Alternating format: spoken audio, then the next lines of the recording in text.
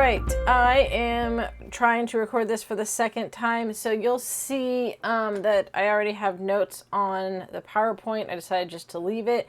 There was an error in audio partway through when I recorded the other day, and it started getting this buzzing noise. So here's hoping no issues this time with the audio, but you will see that my notes on the PowerPoint, I just decided to leave it rather than erase it and redo all of it. So sorry about that. Hopefully we won't have an issue this time. Maybe it'll go a little bit faster too because the notes are already there. So we're looking at populism in the segregated South. You have these kind of two areas with populism rising in the Midwest with farmers and westward expansion. And then in the South, after Reconstruction fails, you have the emergence of the segregated South. And so we're looking at two different areas and how they're responding around the same time frame and kind of what's going on. So we're going to start with populism and look at what's going on there.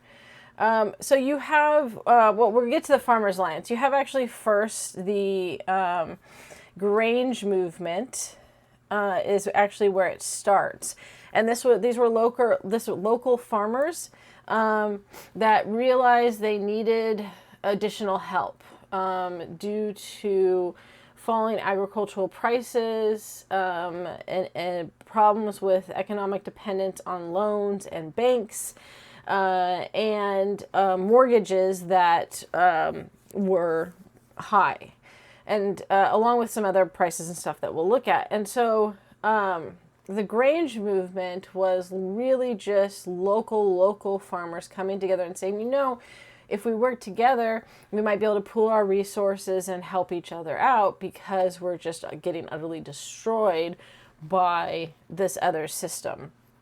And so that's what they did. And part of what was going on with this was that besides the mention of like economic issues with loans and agricultural prices, there was a huge problem with the railroads. They had extremely high freight costs and high local transportation costs. Maybe I'll just like go over and highlight again where I wrote there.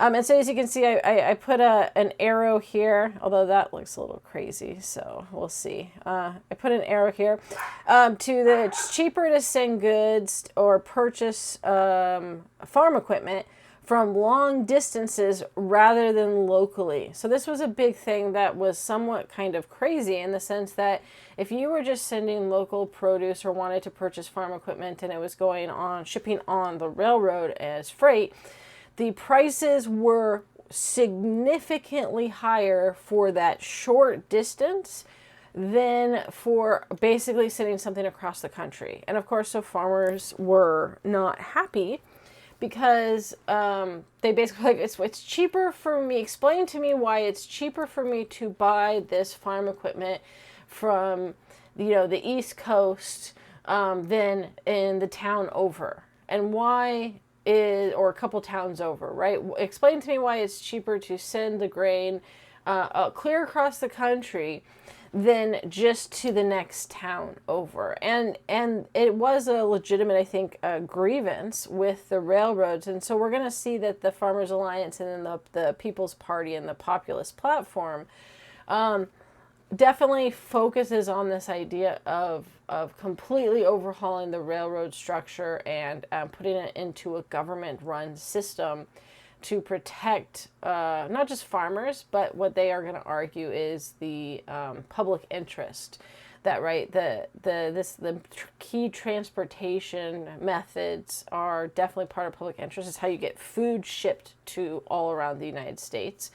And therefore shouldn't be at the whims of private companies that are gouging prices for no kind of logical reason, right? Logically, if you were shipping something a shorter distance, it should be cheaper than if you're shipping it across country. And yet the railroads knew that farmers were, you know, getting resources and sending supplies into a more local area, and so they could charge more, make more money with those shorter distances than with the long overhaul distances. They had other explanations, but that really was kind of the key aspect of it. And so, like I said, it moved from the Grange movement to the Farmers Alliance when it moved from the super local, like your neighbors and stuff. They had meeting houses in the Grange movement that were like a local club, if you will, to the Farmers Alliance that then looked to bring together farmers regionally, in a still local in many ways, but in a larger regional setting than the Grange movement. And realizing that while the Grange movement itself didn't have the resources, maybe a larger farmers cooperative could help with that. And so, of course, they target the railroads, and specifically with like the costs of shipping the equipment, greedy private owners, and high local transportation costs.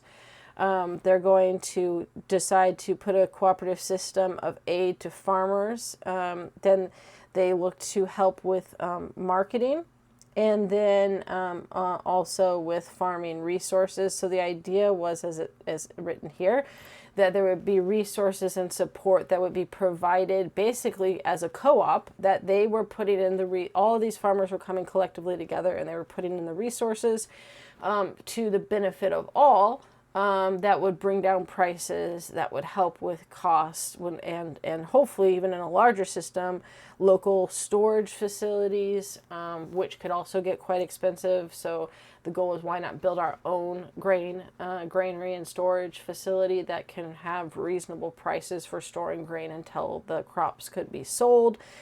Creating an exchange system, not only of money, but of goods. So, and I didn't write the goods, we can add the goods there. As well as being able to try to tackle things like the railroads and federal government policies, that they could hopefully help with loans from merchants and bankers. And in fact, one of the biggest things that they were trying to do was work with loans and bypass, right, those bankers and merchants. Okay. The problem with this, right, if we go look here, is that it was expensive and it required large capital. Something that even the Farmers Alliance, that was larger than the Grange movement, really just didn't have. And so this eventually is going to lead to looking towards making political change, which is a smart, logical solution, is to say we can't just be about a cooperative, a co-op that helps each other. We actually have to get involved in politics if we want to make any significant change that's going to better our lives.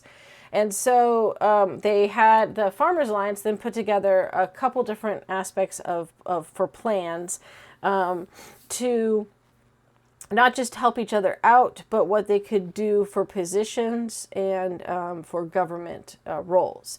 So they wanted the federal government to establish warehouses for the produce and for storage until farmers sold their crops. This would be a cheaper alternative to the private ones, but also, again, the government could afford to build several of these rather than like just one small one that a local Farmers Alliance co-op could produce. They wanted to use crops as collateral, right? Again, one of the biggest issues with the banks with getting loans was that they did not allow crops as collateral, which meant that they didn't have a lot to back up to get the size of loan that they needed, which meant that you were left getting insufficient funds that were necessary to buy farm equipment. And here's why the loans and all of this was an issue, is that this new type of farming in the Midwest, both because of like the geography and landscape required it, but also because You had now farmers, having larger and larger farms to produce more and more food. You moved away from pre-Civil War, family farms, if you will, that were still quite large, but were considered family farms, to now these commercial farms. And that's a lot more acreage, and it ends up feeding a lot more people. And they had to buy expensive farm equipment. I suppose you didn't have to, but the likelihood of being able to produce enough food to till the soil properly, the new technology was there to make the Midwest a successful place for farming. I think if you didn't have that new technology with the farm equipment that was around, that you wouldn't have seen the farming growth in the Midwest. There still would have probably been the westward expansion that takes place, but the farming growth really came from coincided with the technology of the new farm equipment, the heavy machinery that allowed them to more rapidly farm larger acreages, as well as deal with somewhat fickle soil in certain areas of the Midwest. So they had to take out these loans to purchase this farm equipment. And the reality is that many had to take out loans just because they were always kind of just hanging on. But and part of that was because of having to purchase this farm equipment. So it was really a necessity. It's why it's mentioned several times that they were always kind of in this have loans pay back kind of cycle for that. And then they specifically targeted local government officials, small local positions, and local council seats, right? I put these two together here. One of the things that's really smart with this is that, and people even today overlook, is that if you want to really make significant day-to-day change in your life, getting involved in local politics is the way to do it. Everyone looks to Congress, to the president, for politics and thinks that. But, the average people, if you're wanting to make change, significant, impactful change in your community, actually going and participating within the local government is the way to do that. So they realized that they should start targeting that. And they started winning these local council seats and other local positions within the communities, and then expanded to mayor and governor as well. And they were winning. They were starting to win these positions, which meant that they had more influence and power in starting to shape local policy, which they had not had before. So that's a significant thing. This naturally leads to the People's Party and our Populist Party, which becomes a third party. All right, got that right there. You have the Democrats and you have the Republicans. They're a third party coming in. Now, the People's Party or Populist Party is going to be at a disadvantage from the beginning, because just how our system works, we are really a two-party political system that has third parties, but those third parties never have enough movement to really be competitive. Like, there's independents and then there's other smaller parties that you can actually, if you look on ballots, they'll list these, some people you've never heard of before that are part of a smaller party, but they're never going to win. The People's Party actually is going to be one that they still don't win, but they do get closer than a lot of other third political parties in this country. But it certainly shows, and it's been a long-standing debate about whether it's a problem that we really are, as much as there are these third parties, that we are a two-party political system. There's the Republicans and there's the Democrats.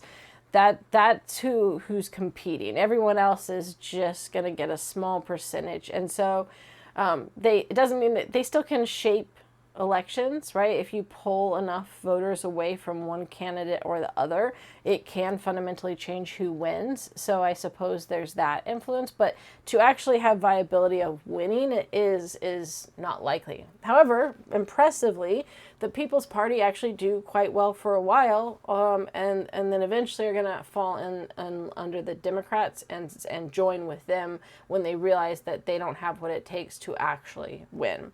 But it was the natural progression from Grange to Farmers Alliance to a political party. And when they shifted to the political party, one of the things that became clear that they needed to do was that you had to appeal to more than just farmers, right? The Grange movement and the Farmers Alliance were for farmers. And that was not going to be, you weren't going to win anything with just farmers. So they started looking, and what they actually kind of set up their identity as is the working class.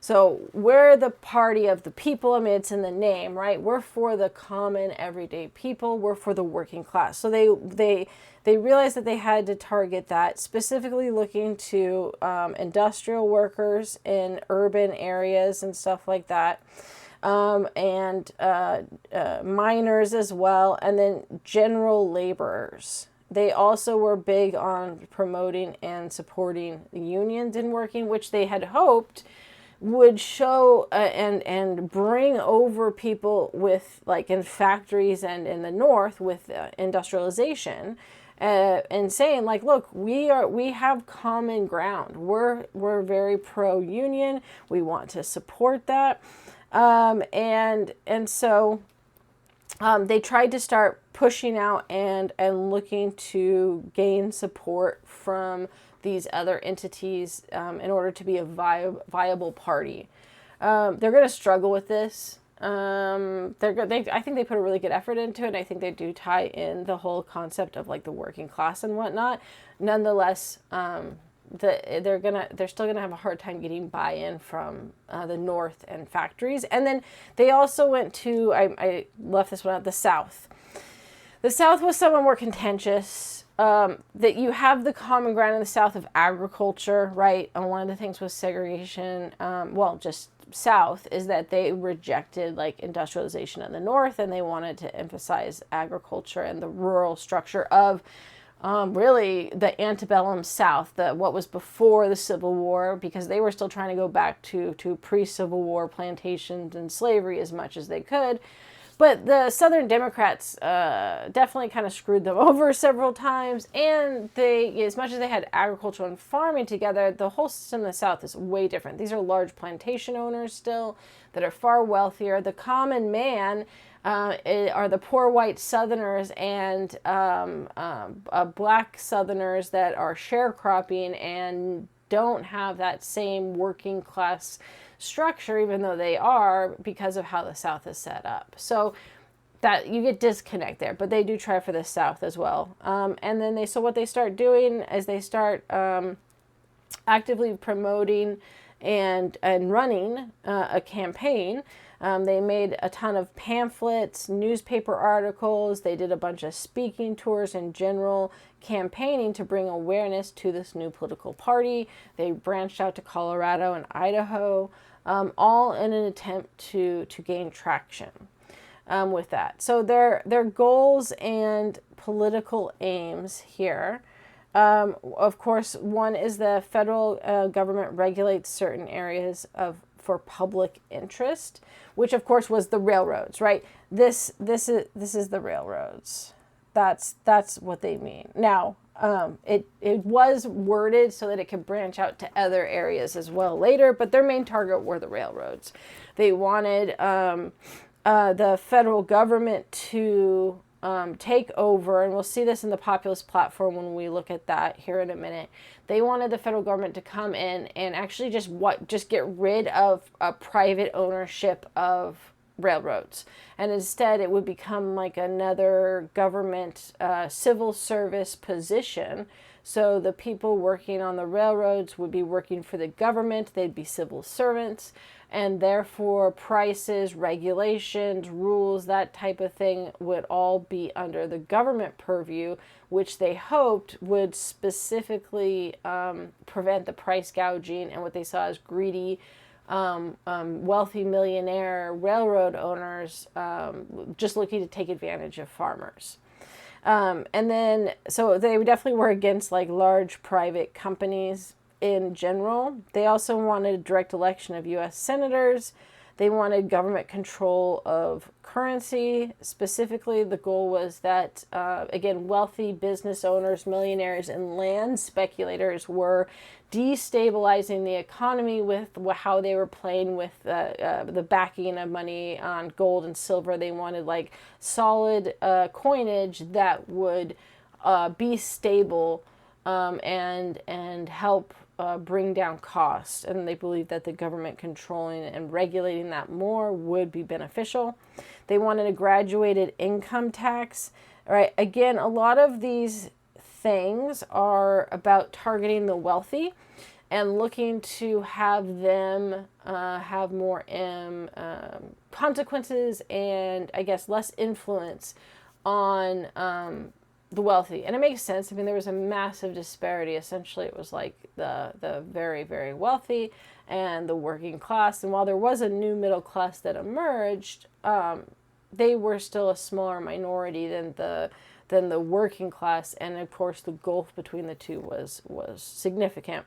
They wanted low-cost public financing for farms and also better interest rates for loans, and then of course the rights of workers to be in unions. And I mean that's a big deal, especially with all of the the union busting that was going on in the North with factories and owners, and the conflict that was taking place between workers and strikes and business owners.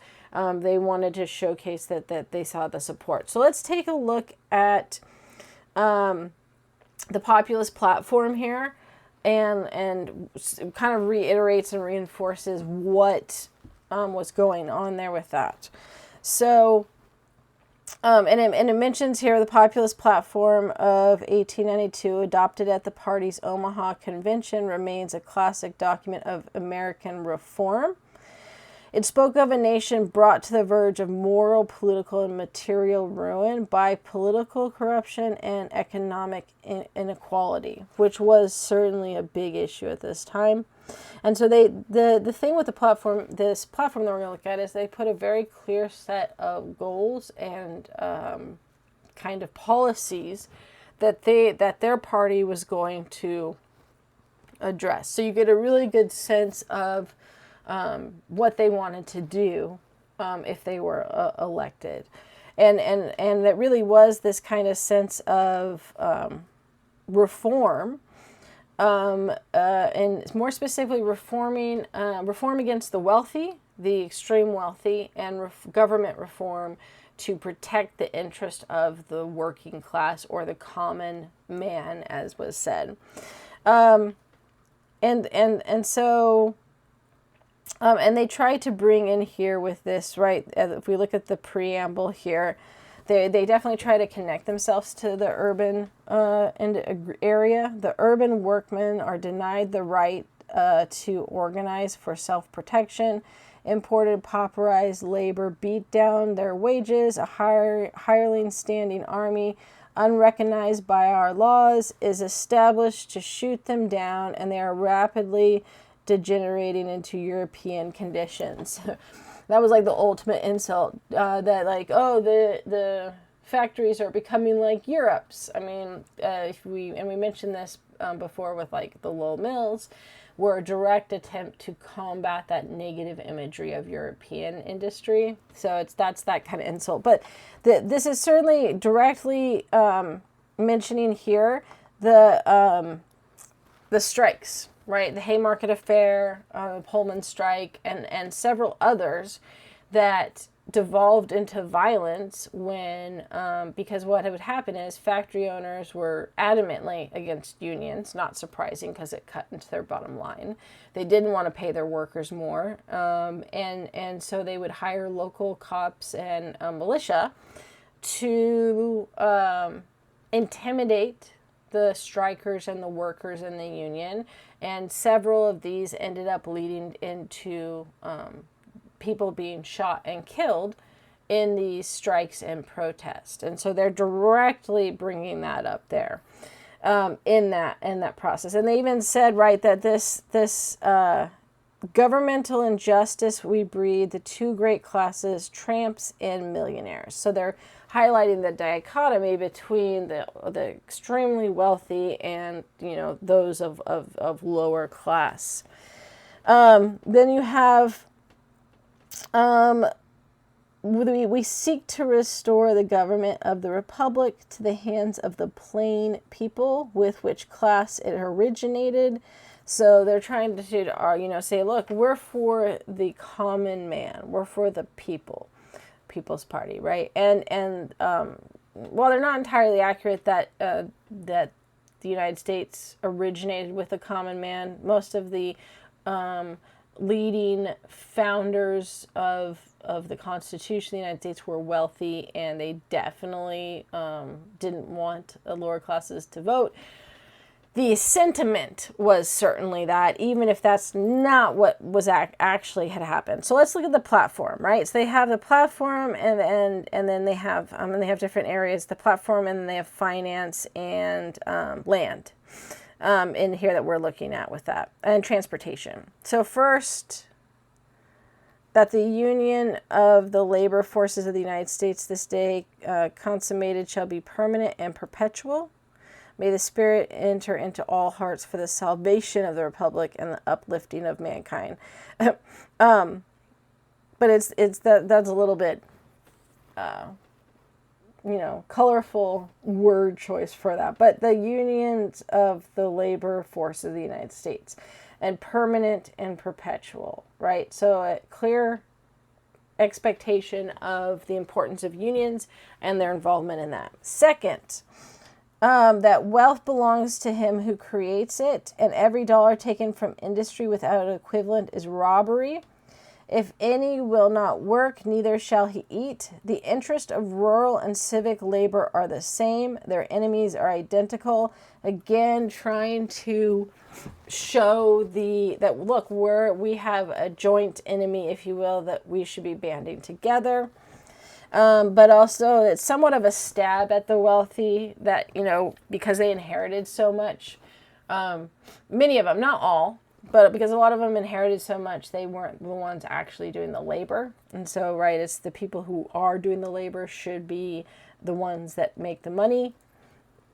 Third, we believe that the time has come when the railroad corporations will either own the people or the people must own the railroads. Like, that's a powerful statement there of saying, look, the railroads are getting so strong and powerful. If something is not done, they will control us. They will have all of the power to make that decision. And so therefore, the government enter upon the work of owning and managing all railroads. They would also favor amending the Constitution, by which all persons engaged in the government service shall be placed under a civil service regulation of the most rigid character, in order to prevent the increase of power of the national administration by the use of such additional government employees.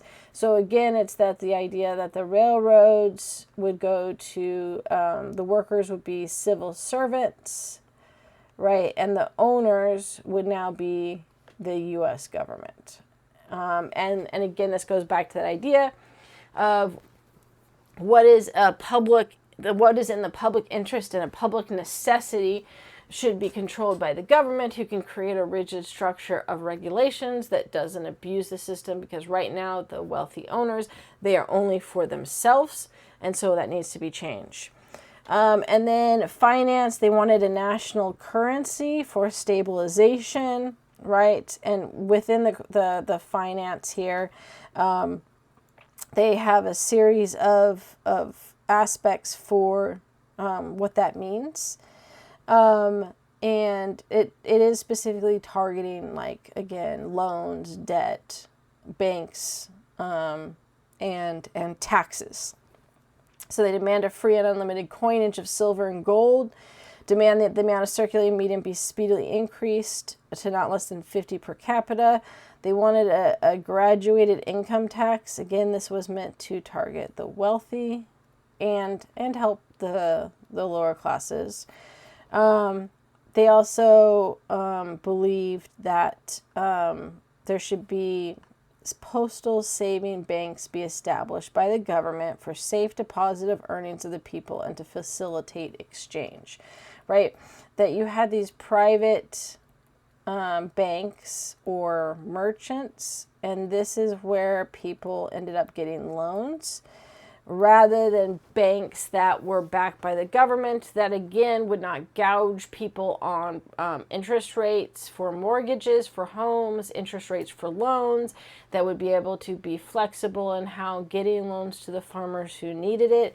So it makes sense with, their kind of stuff. And then transportation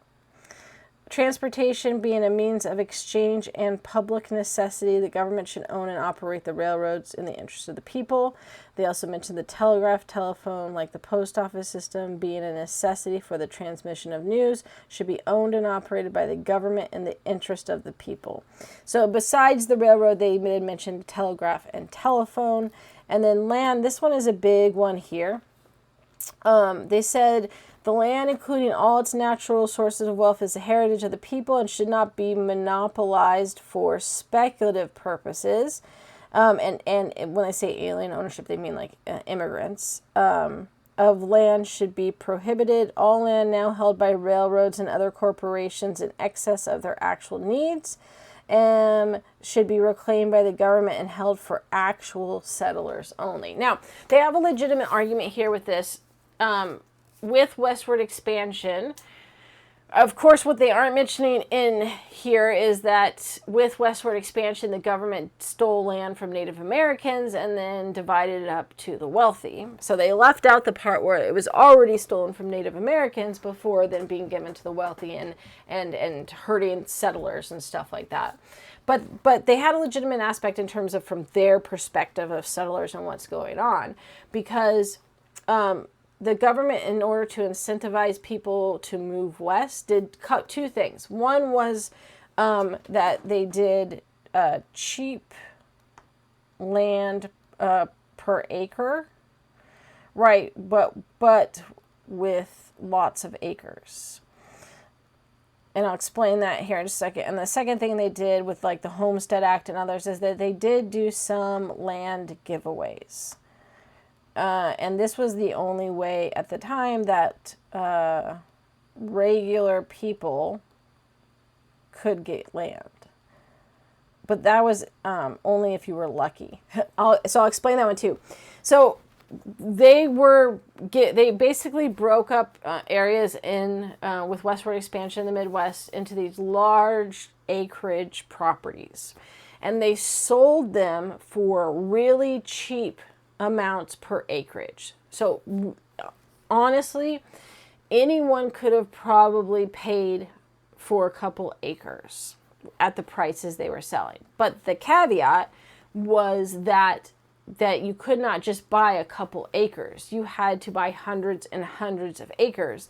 Therefore, it's this idea with this here, I'll put it here, that it was both cheap and expensive at the same time. That it was the cost per acreage was cheap. It was a really good deal. But because they required you to buy hundreds and hundreds of acres, it was expensive. So hopefully that makes sense. The individual acreage amount per dollar per acreage, like I said, cost per acreage was very, very cheap. But because you had to buy so much land, you had to have a lot of capital to get this really good deal. And it immediately priced out the majority of settlers that were going and moving west. The average person could not afford to buy so many acres. They could have afforded to buy a smaller amount, but not in the requirement for this. And so, of course, what this leads to is it leads to wealthy land speculators.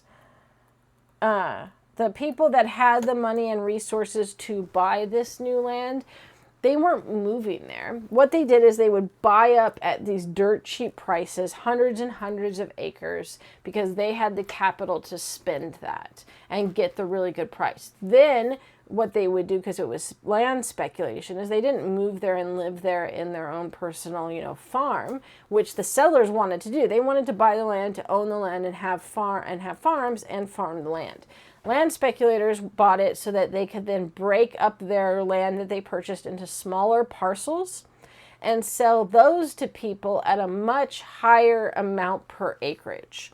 So they made a fortunes off of doing this, benefiting from really cheap prices per acreage and having the capital to buy hundreds of acres at a time that was required, and then being able to turn around and break up your hundreds of acres into smaller plots and essentially charge triple per acreage what they paid for. And some people could afford to buy these smaller plots because now it was less, but they were still paying, 2-3 times more for their smaller plot than that they had been paying. No, I mean, they weren't paying, it wasn't the same, but like per acreage, they were paying 2 to 3 times more for a much smaller area than these wealthy people that were able to purchase the large tract. So it really was unfair, and that's where they're coming from with that. And it really was a system that was set up to benefit the wealthy, and had not have any realistic expectation that lower working class people were going to be able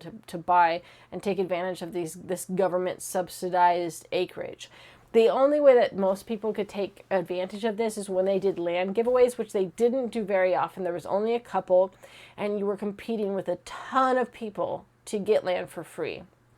And so they had the Oklahoma land race with the Homestead Act. They ended up giving away land, and there was a race. So it was crazy. What they would do is they had people sign up. You came and signed up before the event, the day of the event, and you got a little flag, and everyone had like a different number or color on their flag, and the land was already parceled out, and there were white flags in the different plots, and everyone would go up to the starting line. And like a regular race, they'd, shoot a gun at the start of the race, and everyone was on horseback. I mean, and the people who could be on horseback had the best chance because they could zoom off and get to the best plots of land first and claim them. And you would race to a plot that you wanted, and you would take out the white flag and put your flag into it. And then you got this land for free. But it's crazy because not everyone had horses. So some people were on bicycles, other people were running. Not that you had that much of a chance if you were doing that. And there were way more people than there were plots. So yes, this did provide for a couple of people opportunities, but ultimately, I mean, it's kind of like winning the lottery, kind of, maybe better odds than the lottery, but still kind of like that. So in reality, in practical reality, the average person didn't have a good opportunity like the super wealthy, or I guess the super lucky, in getting land that could economically benefit them and help raise them up in position. So that's why they targeted this. Okay, so that's the platform. It gives us like a really good idea of kind of like the structure and what they were looking for. Their largest support, was still in the Midwest. I mean, the reality was their largest support was always the farmers. That's where they originated from. That's who they had the most connection to and support for that. They never fully got the North and the industrial cities and factory workers on board in the way they had hoped. There was some support with the South, but the reality is that they needed all of these original groups. They needed like complete cohesion if they really were going to have a chance at winning. And they began to realize this, that they were not going to win. That the North was very much focused on the strikes and the union busting and the things that were going on there, and saw their problems as inherently different, even though they were supporting the union. So what they end up eventually doing is they join the Democrats and hope that if they join forces, even though there were definitely many people in the Populist Party, the People's Party, that were wary of being consumed by another political party. They also, again, as I mentioned, had been kind of screwed by Southern Democrats in the past. So there was concern that joining with the Democrats, that they would kind of just be assimilated or absorbed into that party, and that their political goals wouldn't be achieved. However, others argued that by who they ended up aligning themselves with was Williams Bryan. He has two first names, and it always gets me every time I say it. And they hoped that by joining up with him, that they could get some of their policies, even if there were other policies that they weren't as gung-ho about, that this was the only way they were going to have a chance at getting their policies into the federal government, right? In a political stage at the federal level. There were also others that started trying to get into positions as congressmen and women, men, no women at this point, with the Congress, with the Senate, and hoped to have influence that way. And there still was, even after the loss here, there were some that made it into the federal government level in terms of like Congress. But the reality was it was a few. It wasn't widespread enough. It wasn't large enough to be a political threat, nor to change or enact policy in the way that they wanted. And with the loss of the Democratic Party in the presidential election, from which the Populist Party was supporting, it doesn't completely die out. There's still... the populism is still a thing today, but this movement that had been taking place, that had been building and had been gaining momentum and traction, kind of did fizzle out with the loss of the presidential campaign. And then you slowly kind of start seeing it just kind of decline until they didn't have the influence and momentum that they had up to this point. Okay, I know that from last time recording this that I'm not going to get all the way through the segregated South, but I want to at least introduce it, and then that will give me enough time to, in a second lecture, go over in more detail Plessy v. Ferguson and Jim Crow, Ida B. Wells, and Booker T. Washington and W.B. Du Bois. So that part we're going to look at different after, but I'm going to at least introduce and also look at the various attempts to stop voting and remove black politicians in the South. And this comes through, so that was right Midwest area. Now we're moving back to the South and looking at what was called the Redeemers. Oh, we don't need white now here.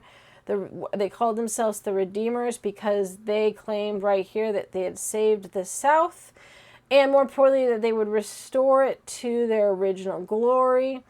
And of course, their original glory was pre-Civil War period. Right? They wanted to go back to what they called, as I have here, the Old South, which was really, the Old South was about white control and idealized that system. Idealized the old agricultural slave-based system of the South before the Civil War. And this gets idealized not just in like the Redeemers, but it starts being used as propaganda. You have books written that really and not just idealize, but romanticize the Old South, as they called it. And then there were books, and then later when movies became a thing, movies that, like, the good example is Gone with the Wind. That was a book and then a film. And the Gone with the Wind really did idealize the South and this really a system of slavery as the utopia that was that kind of became their main propaganda. Their goal was to undo Reconstruction as much as possible and limit black power in the South, right? That all of this is going to be, how do we limit black power in the South and reassert white control, right? That was their entire goal. I suppose another area was independence from the industrial North. The South, again, idealized this agricultural system. They called the North a capitalist hellhole that created white slavery. They didn't see the hypocrisy in that. In fact, the South never does. But they said that basically wage labor they called wage slavery.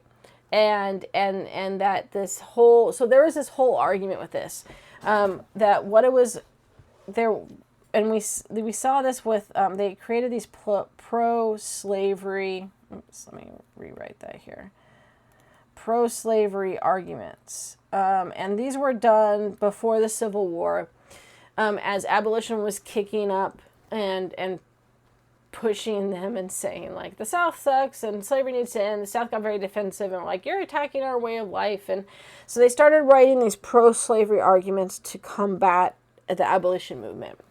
And one of them was essentially laying out this idealized version that the Redeemers are clinging on to again. So why I'm telling you about something like that was a little ways ago is because this is what the Redeemers were clinging on to.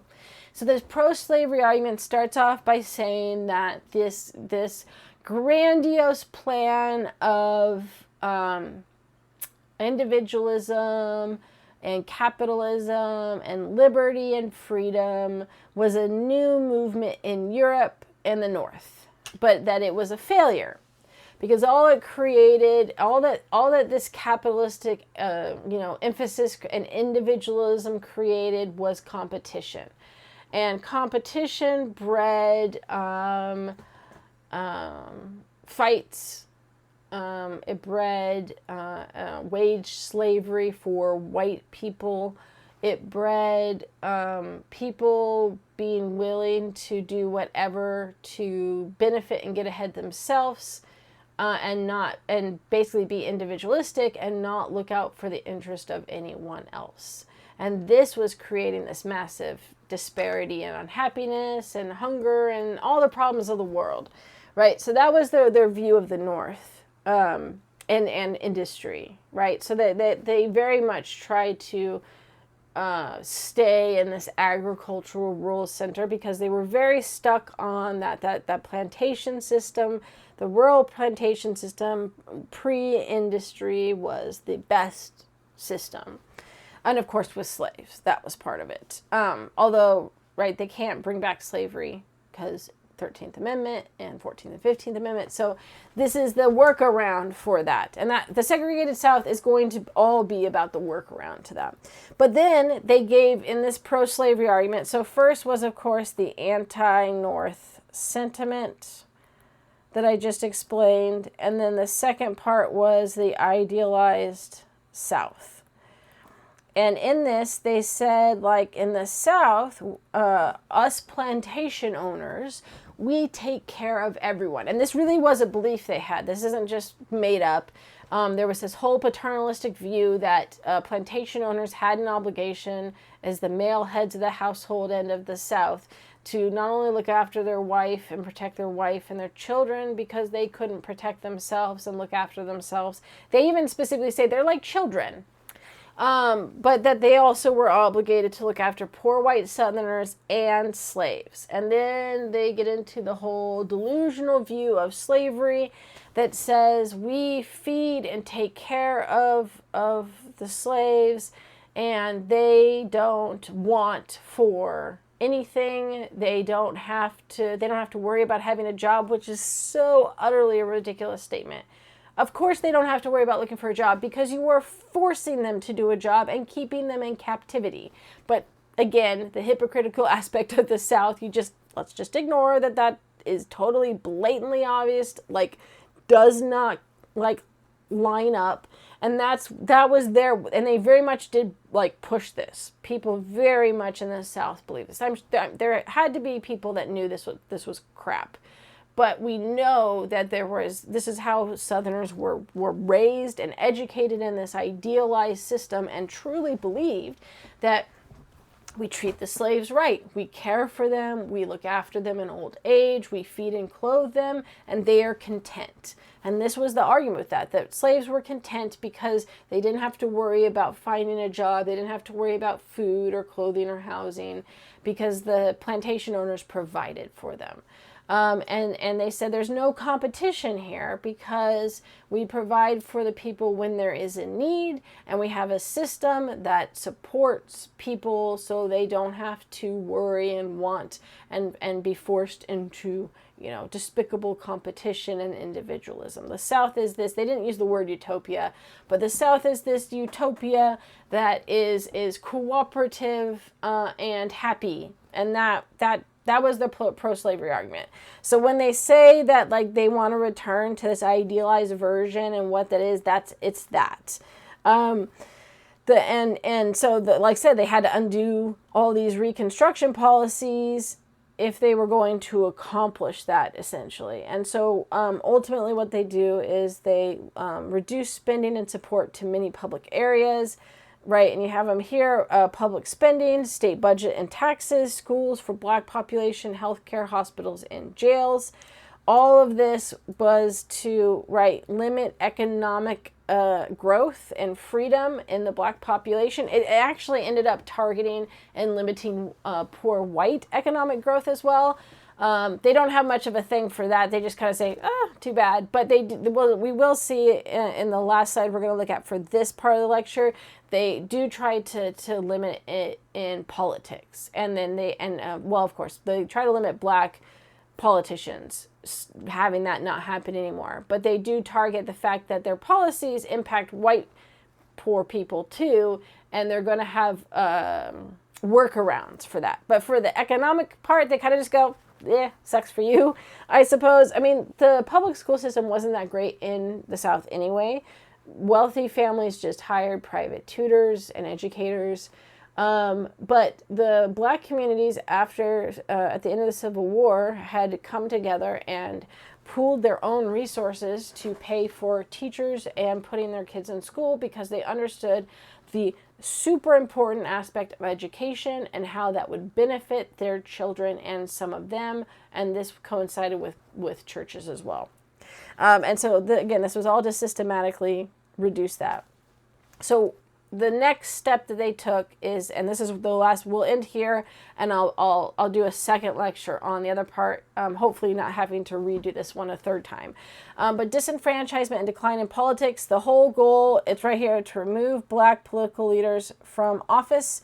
They couldn't just kick them out, right? And there had been a surge during Reconstruction before the Redeemers and the Klan had kind of come in and pushed their way through, where there was a lot of local Black political leaders that had been elected into office when Black people were allowed to vote for a period of time during Reconstruction.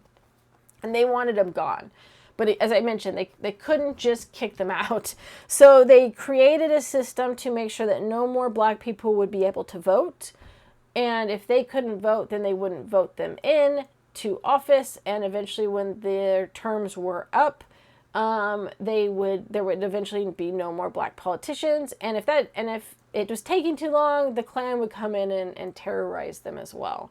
But so for the political ploy was to take away the Black vote. So they did it in three ways: the poll tax, the literacy tax, and let me erase my cross out for a minute, the grandfather clause.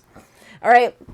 The poll tax, and we see right here, right, this receipt is from a poll tax in 1894 for $2, and they were $2 to $5 for poll taxes, and essentially this was a fee that all citizens, because again, remember you have the amendments, 14th and 15th Amendment. They basically said that you could not deny, 15th Amendment, you could not deny a person's right to vote based on race, creed, or a previous condition of servitude. So they couldn't just create in this list, no, Black people can't vote. That wasn't going to fly. So they created a poll tax. And the reality is that the majority of the Black population in the South did not have the resources and finances because of the other systems they created to pay a poll tax. So that was their first line of defense. We'll just charge a tax that will be hard for lower classes, specifically lower black class populations, to pay. But of course, it also targeted white people, lower class, poor white Southerners, who definitely could also not pay this poll tax. So they ended up eliminating a lot of potential white voters. They're going to have a loophole for this, but that was part of the reason they had to create a loophole, because they didn't just eliminate black voting, they eliminated poor white voting with this poll tax. The poll taxes lasted for quite a while. There were some states in the North that had poll taxes for a little bit. Eventually, these are going to be deemed unconstitutional as well, and they're going to end everywhere. The South's going to hold on to them the longest, but there were states in the North that did do poll taxes. So it wasn't only a Southern thing, but it was created intentionally to. It was a racist system. It was a class system that discriminated against race and class for voting rights. And then they created a literacy test. They argued that you had to make sure that the voters were educated enough. Now remember, Happersett v. Minor, with the new departure argument, the Supreme Court came back and said, voting is not a right as a citizen, it is a privilege bestowed upon those who can be responsible with it. So this gave the opening for the literacy test. That the Minor v. Happersett decision gave the opening for this and allowed the South to do this, which is said, we're going to create this whole literacy test for everyone, because again, they can, and that actually will be specifically mentioned. They do at first try to have a different one for black people and white people, but then what we're going to talk about in the next lecture, starting with Plessy v. Ferguson, so this is the preview to it. Plessy v. Ferguson says separate but equal. That's what the Supreme Court case decision said. You can't have separate and unequal systems. They have to be separate but equal. And of course, the joke is they were never equal, but you have to pretend they're equal. So the literacy test was a practice in pretending that they're equal. They're giving everyone this literacy test, and everyone had to take the literacy test, but what they gave, the questions that they gave to white people that wanted to apply versus black applicants was significantly different. And we'll look at that in just a minute. And then they had the grandfather clause. Now, everyone still had to take the literacy test, but of course, poor white Southerners often couldn't pay the poll tax, and because the majority of the South was still pretty illiterate, either due to enslavement or being a poor white Southerner who couldn't have your kids go to a really piss-poor public education system, most failed the literacy test as well, because they did design it to be difficult if you didn't have strong reading and comprehension and knowledge on this stuff. So what they did to be like, oh gosh, we just eliminated all the poor white Southerners between the poll tax and the literacy test. So let's bring back white voters by the grandfather clause. The grandfather clause was, if your grandfather could vote, you could bypass the poll tax and literacy test if you failed it, right? You couldn't just not take it. Well, you didn't have to pay the tax. So I guess you bypassed that one altogether. If you couldn't afford, it was more like, if you can afford it, you paid for it. If you couldn't afford it, then the grandfather clause kicks in. If you take the literacy test and you pass it, you don't need to use the grandfather clause. But if you fail the literacy test, then you can bring in the grandfather clause. And of course, this falls under the pretend we're equal. This grandfather clause applied to everyone. That's what they claimed. But not a single black person in the South had a grandfather who could vote, because they were all either enslaved or it was in a system of slavery when the free black population were not seen as citizens and they had no rights. So it was a guaranteed clause that only supported whites, which is why eventually I had this crossed out. The grandfather clause will get overturned, because it's clearly not an equal system and was clearly for white people. Because all that you had to do to bring up the argument in court was like, except for the fact that you say this is for everyone, but you all know full and well that not a single black person in the South had a grandfather who could vote. So it clearly, this was a law for clause for white people. And so then they were forced to repeal it and end that practice. What did stay was the poll tax and literacy test. So let's take a look at the literacy test. This is where we will end, is looking at this. So again, my writing is already on this because I already recorded this once. The first part here, as it's mentioned, is basic info. Address, name, age, etc. And so I do want to highlight the questions, though, that could trip people up that they could be used. Because the goal of the literacy test was to make the literacy test hard so you wouldn't pass. But they wanted to have safeguards in place so that if someone did pass, because there were activists that were well educated and literate coming in from the North as well as some in the South that took this test multiple times. They were very intelligent people, and they still had to take the test multiple times before they finally passed, because the South was doing everything possible to prevent them from being able to successfully do this. So state your last previous place of residence, give street address, if any, but if none, post office address.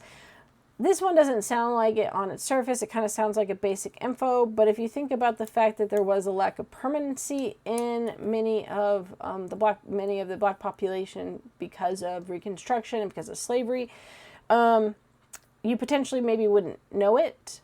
And also because of literacy rates and things like that. And while this probably wasn't a main one they used to deny people the right to vote, it technically could have been used, saying, you didn't know this answer. Well, if you can't answer a basic question like what was your previous address, you shouldn't have the right to vote, kind of thing, right? The more obvious ones were, have you ever been convicted? So 15 and 16 here. Have you ever been convicted of any of the following crimes? Bribery, theft, arson, obtaining money or goods under false pretenses, perjury, forgery, embezzlement, bigamy.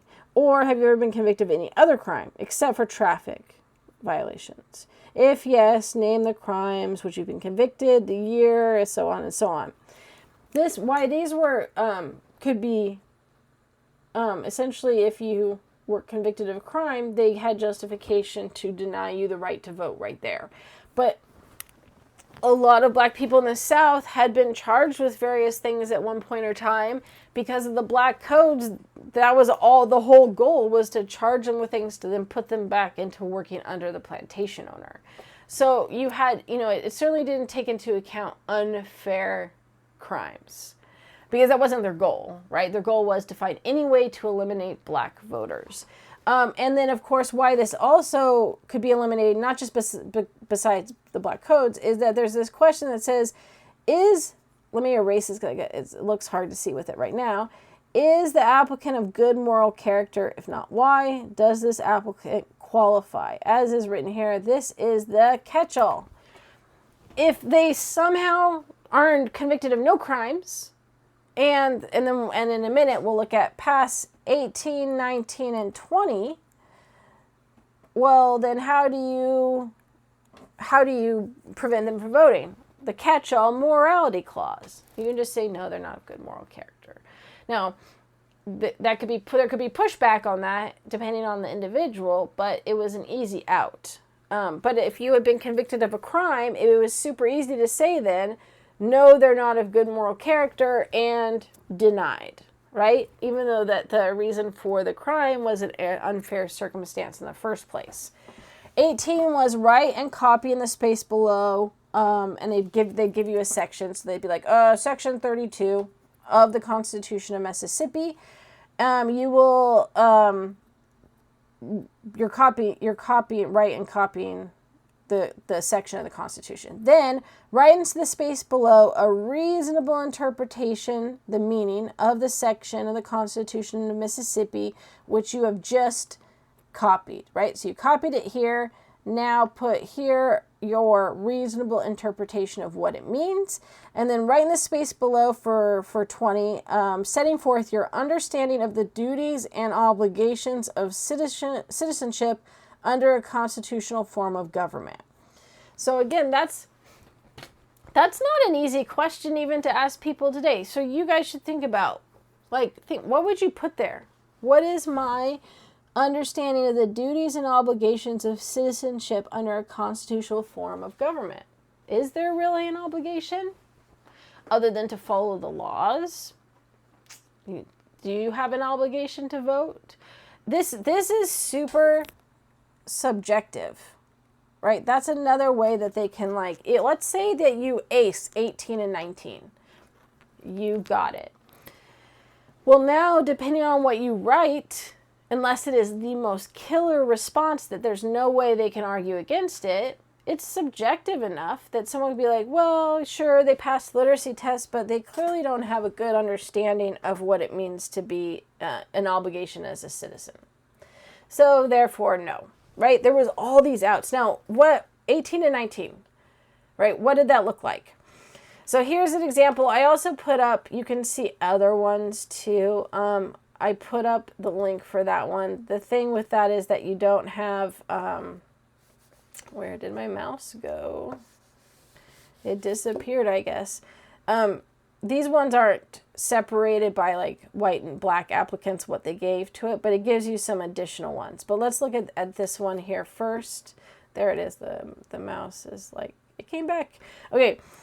So here I gave examples of 18, right, of this, well, it's actually both 18 and 19, right? So the sections for, what they would do is they pretend that these were all random and that they were just randomly handed to people. But then in practice, you know, white people got the easy ones, and black people were given the harder ones. Now, they didn't always have to be this long as this, right? This is obviously different. Look at this sentence. All elections by the people shall be by ballot. That's so simple and basic. It's short, so it's easy to copy. Imagine having to write this whole thing down, and if you make a mistake and you miss a letter or a punctuation or misspell a word, they can use it against you to say you're not qualified to vote, right? This huge long one here is going to take forever to copy perfectly, right? And then on top of that, the white applicant, all they have to say is all elections by the people shall be by ballot. So then the number 20, which is interpretation, it's super easy. Elections are by ballot. Elections are by voting, right? Done. And the other two examples are really easy as well. But listen to this. And I suggest this would be a good exercise, is to read through this and try to summarize what it means, okay? It's hard today. It doesn't make easy sense. The power to tax corporations and their property shall never be surrendered or abridged by any contract or grant to which the state or any political subdivision thereof may be a party, except that the legislator may grant exemption from taxation in the encouragement of manufacturers and other new enterprises of public utility, extending for a period of not exceeding 5 years, the time of such exemption to commence from the date of charter, if to a corporation, and if to an individual enterprise, then from the commencement of work. But when the legislator grants such exemptions for a period of 5 years or less, it shall be done by general laws, which shall distinctly enumerate the classes of manufacturers and other new enterprises of public utility entitled to such exemptions, and shall prescribe the mode and manner in which the right to such exemptions shall be determined. That is a bunch of crap. It's legal-esque speak, right? It's what you find in like law briefs and law codes and things like that. Try it. Try putting this into a summary. What does this mean? Write down what this means. You literally have to break it down section by section and work out what each area means. And it's not easy to do. And they're using words like enumerate, enterprise, commencement, to a population, not just black population, the South population that it doesn't have high literacy rates. So even if someone has basic literacy skills, this is higher level literacy skills. Your basic literacy skills are not going to allow you to be successful with this, because they intentionally picked one that has super long words that are not common words that people were using on a regular basis. It is extremely long and it is awkward. Like, you have to let it be like, okay, what does this first part mean? Okay, what does this next part mean? Because if you just read through it, you're like, something with contracts for manufacturers or individual workers, and it's 5 years, but you're getting only pulling out a few key things, not actually giving a clear and concise and complete summary.